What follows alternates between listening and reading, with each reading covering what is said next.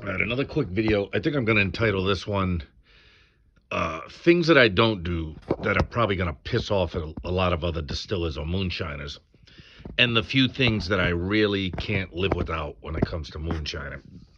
So, first things first, hey, if you like Irish whiskey, you've never enjoyed Sexton, I think it's the best whiskey bang for the buck. I pay about $26, $27 for this at the local store.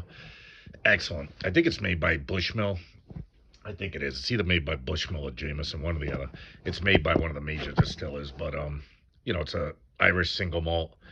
I like a nice malty whiskey. I love it. I love Irish and Scotch whiskey much better than bourbon. Although I like bourbon, I just don't like it as much as I like Scotch and Irish whiskey. But enough of that.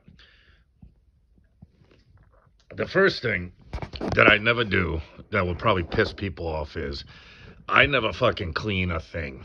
I don't fucking clean shit, really. The only thing I'll ever use Star Sand for is to maybe clean copper every now and again. It's a reasonably good copper cleaner. And of course, you don't even have to worry about rinsing it off once you take the copper out of it and it's clean. But as far as cleaning my equipment, I'll wipe down I have a stainless steel boiler. Obviously, as you guys have seen, if you've seen any of my videos, I clean out my boiler with Dawn, you know what I mean? Scrub out the inside occasionally if it gets super dirty. Usually I only have a ring of, grain or if anything happens to be floating around in it. Clean it out with Dawn, wipe it down, that's it. I don't clean my column. Every maybe 5, 6, or 7 runs, I'll clean out my copper heads. The head itself and the line arm, never clean it out. Don't give a crap. You know what I'm saying? The thing runs at over 200 degrees. No germs are going to live in it. It's no problem. I'm not making beer. I'm not making wine. If you're making those things, obviously you have to clean your stuff a lot more thoroughly. You got to pay attention to what you're doing. Because you can get, infections or whatever. You know what I mean? You can get bad stuff because you're not boiling it like you are when it comes to making liquor. When you're distilling something, you are distilling it down to its purest form at high heat.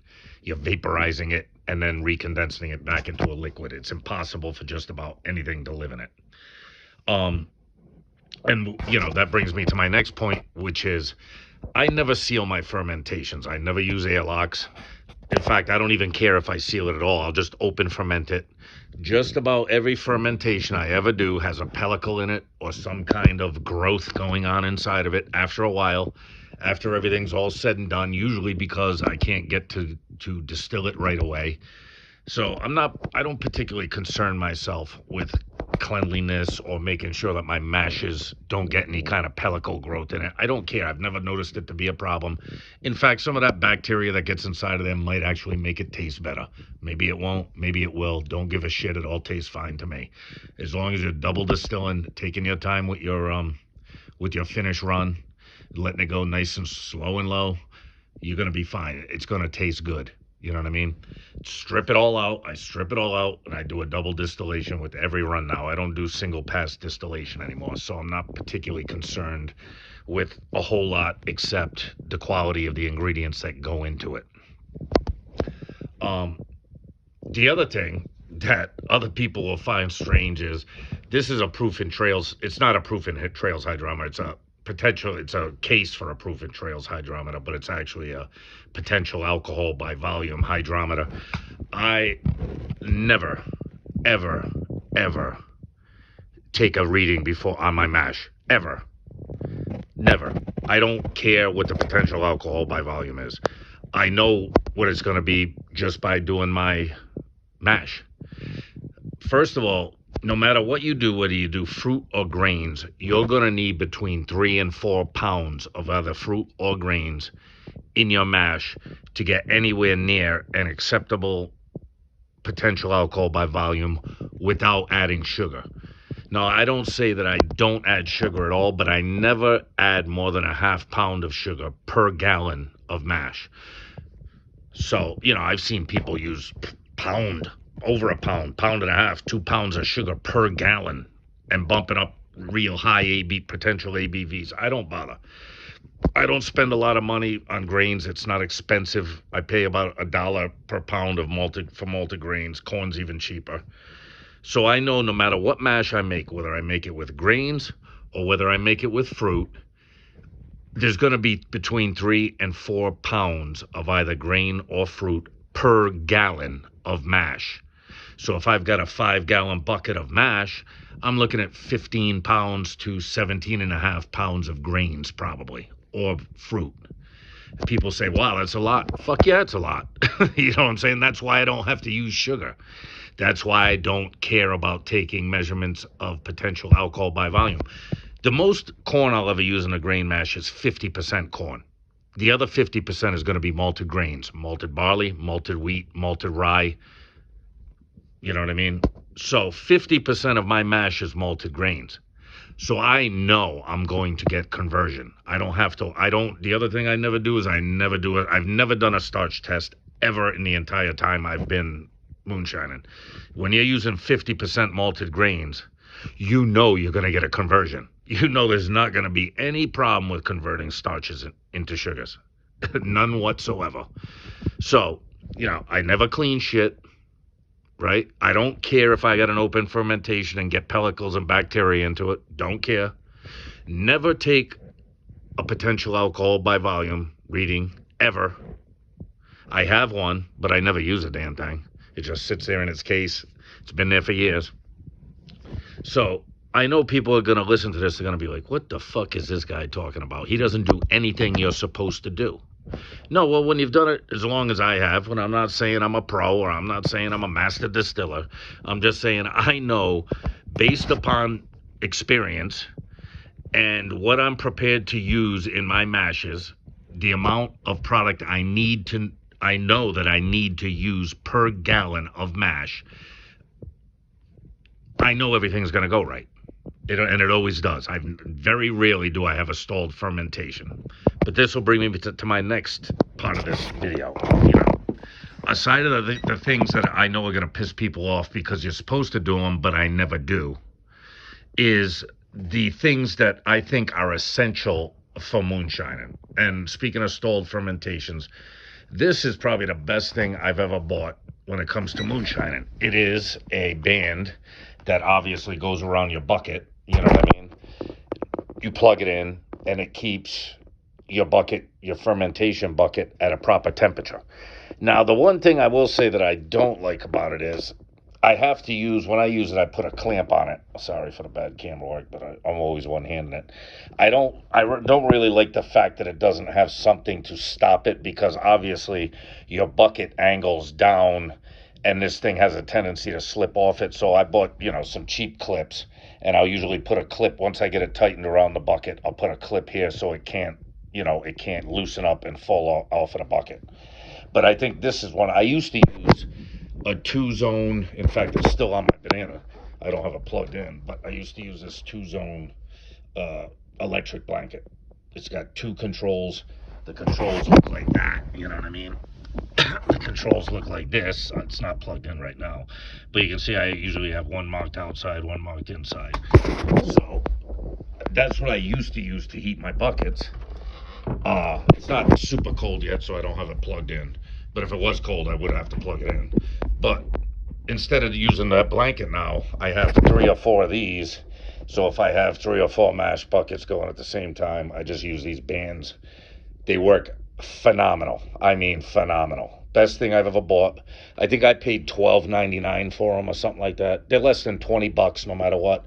It'll be the best thing you ever buy, especially if you live in cold climates like the Northeast where I live, as if you couldn't tell by my accent. But if you live in the Northeast where the temperatures will drop to 40 or 50 degrees overnight at the drop of a hat, you're going to need something that'll keep your buckets warm. And this does the trick. Best thing I've ever bought. The other best thing I've ever bought, and I think everyone should have, a thermometer. I have another one where I do a lot of my mashes that has, they've all got a probe. I've got another one that has an infrared probe or whatever they call it on the side too. But I don't even use that. I just use a standard probe, turn it on, turn the light on. You can tell what temperature it is, stick the probe in it. Perfect. It's great for when you're mashing, because a lot of times I'll make a mash. I want to get it I want to get it dropped from my high temperature doing the corn to 155 or so to do the malted barley using some ice or something. Get it down to the temperature I need it to do, to convert the starch into sugars. You know, get the the whatever you call it, the amylase, the enzymes that are in the grains. I have alpha and beta amylase, but I very rarely use them. It's already present in the grains and all that kind of stuff. So I keep it around just in case. But, if you know your temperatures, you know everything. Most of my mash pots have a temperature gauge on them. My still has a couple temperature gauges on it, so I don't use it so much for that. But if I want to take a quick reading on my mashes, if I want to put ice into it to quickly drop the temperatures and be precise with my temperature drops, say I want to get the yeast pitched fast, you know what I mean? I don't want it to wait overnight. I want to get that temperature down to, the 90s, the low 90s, high 80s to pitch my yeast. Having a thermometer like this is a must-have. Another one of the best things I've bought. You know what I mean? Now, lastly, we'll wrap this thing up. The other best thing I've ever bought, which you might have seen me use in my videos, is the egg beater from hell. Yeah, I think it's made for stirring and mixing mortar or cement, something like that, for the industrial trades. This is the best thing I've ever bought. You put this on the end of your cordless drill, or your corded drill, I suppose, if you got one of those, and that thing will beat the living piss out of your mashes. Saves you so much work. I watched some videos with people stirring. They're stirring their shit with a canoe paddle like it's fucking 1847. No, I ain't fucking got time for that. I'm too fucking old and too fucking lazy to be stirring my shit with a canoe paddle with fucking holes drilled in it. I'm all set. You know what I'm saying? I stick this in a fucking drill, and then I proceed to beat the living shit out of my mashes and save myself a lot of time and effort. You know what I mean? Let's work smarter, not harder. You know what I'm saying, people? So with that being said, we're running it up to 12 minutes. Those are things that I never do that'll probably piss people off, and the best things I've ever bought for distilling and making mashes. The best purchases I've ever bought, aside from my still and the copper, the copper onion heads. I mean, obviously those are great purchases. You need those to do what we do. But as far as the little things you can buy to make your life a lot easier and make things go a lot smoother, these are my 3 favorite things: the heating bands, the temperature gauge, and the fucking egg beater from hell. You know what I mean? Sometimes it's the simple things that can make life so much easier, making mashes and distilling.